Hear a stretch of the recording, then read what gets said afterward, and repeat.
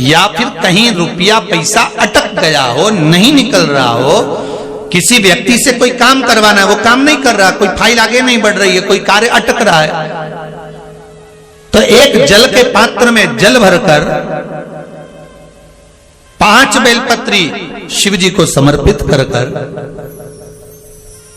कुंदकेश्वर महादेव का नाम लेकर एक सफेद पुष्प बेलपत्री के ऊपर जो शिव जी को चढ़ाई है उस पर समर्पित कर जल जो लेकर गए हो, अपनी उस कामना को कर कि मेरा ये कार्य अटक रहा है, ये कार्य नहीं हो रहा, कुंदकेश्वर महादेव का नाम लेकर धीरे धीरे जल की धार चढ़ाइए। और एक बात हमेशा याद रखना, फिर निवेदन कर रहे हैं, अच्छे से समझ लेना, शंकर जी पर जब जल चढ़ता है, शिव जी का जब अभिषेक होता है, शंकर जी पर जब जल चढ़ाया जाता है, दूध चढ़ाओ, जल चढ़ाओ, कुछ भी चढ़ाओ, पर एक बात का स्मरण अपने जीवन में होना कि इतने ऊपर से मत चढ़ाना कि जल चढ़े और छींटे आपके ऊपर आए। बहुत ध्यान दीजिएगा।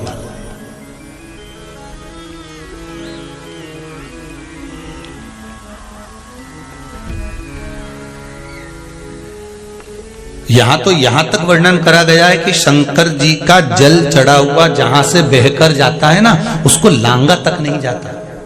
यहां लांगते हैं क्या? नहीं ना, परिक्रमा भी करेंगे तो वहीं से लौट कर वापस इधर जाएंगे। शिव जी का जहां से जल बहकर जा रहा हो, चढ़ा हुआ जल जहां से बहकर जा रहा हो, उसको लांगा तक नहीं जाता।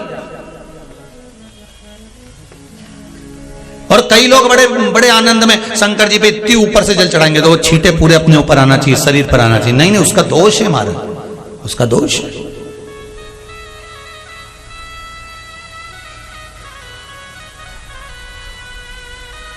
शिव जी को अगर आप जल चढ़ा रहे हो, जैसे आप भगवान को अगर जल चढ़ाओ, दूध चढ़ाओ, तो मान लो अगर जैसे एक सरल भाषा में समझ लो और अच्छे से कि जैसे ये शिवलिंग है शंकर जी का, ये शिवलिंग है, और आप जल चढ़ा रहे हो तो इतनी ऊपर से छोड़ोगे तो पानी का छींटा तो अपने ऊपर आएगा, पर वही जल, वही दूध, वही सामग्री आप शिवलिंग से थोड़ी सी दूरी बनाकर अगर आप समर्पित करेंगे तो बाबा उसको स्वीकार भी करता है और आनंद की अनुभूति भी होती है, कार्य में सिद्धता भी आती है, कार्य में उसकी सिद्धता भी होती है। अब तुम तो ऊपर से छोड़ रहे हो जिससे वो पानी तुम्हारे ऊपर ही आए, तो वो एक अलग प्रसंग है, वो एक अलग विषय। बहुत ध्यान देना महाराज, भगवान को कभी भी कोई भी सामग्री, जैसे भगवान के मंदिर में अगर फूल चढ़ाने जा रहे हो, भगवान के मंदिर में अगर पुष्प समर्पित करने जा रहे हो, तो फूल का मुख अपनी ओर नहीं होना चाहिए।